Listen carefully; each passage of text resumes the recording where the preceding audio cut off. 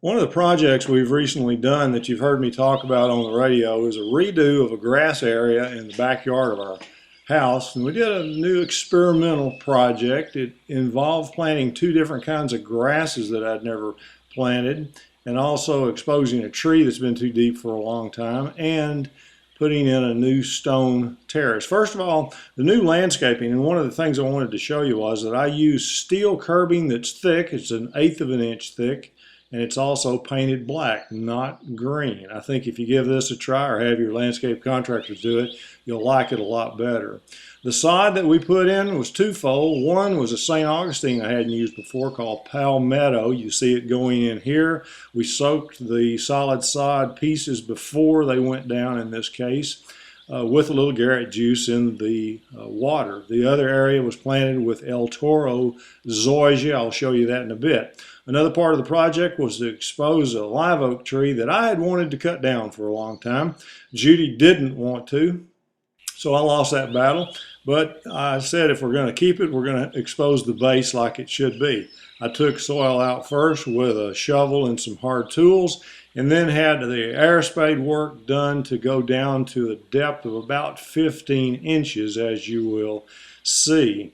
This tree needed to be removed, in my opinion, because it crowded my ginkgo. Judy likes the way the trunk silhouettes against the bamboo background, and she's probably right.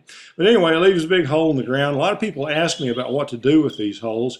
You have to leave them. The flare has to remain exposed. The electrical that you see will be taken care of by our lighting people, Unique Lighting, and we'll get that done right away.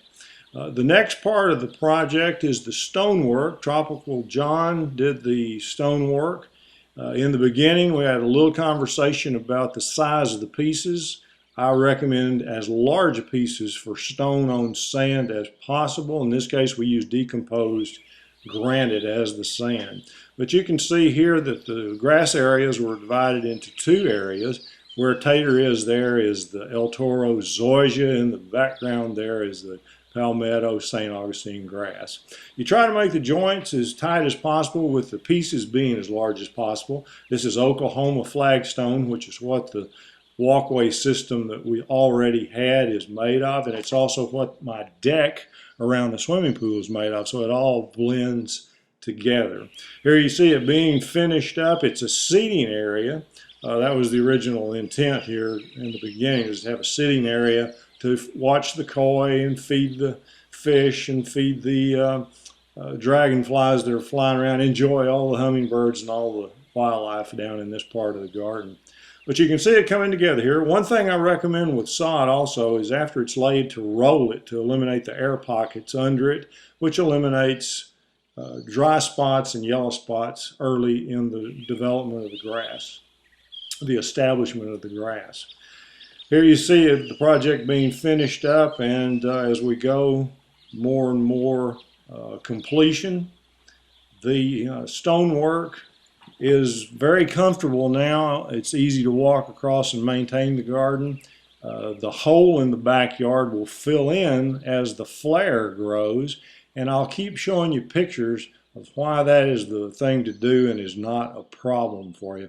Here you see the chairs that we already had in the seating area and how it all came into finish.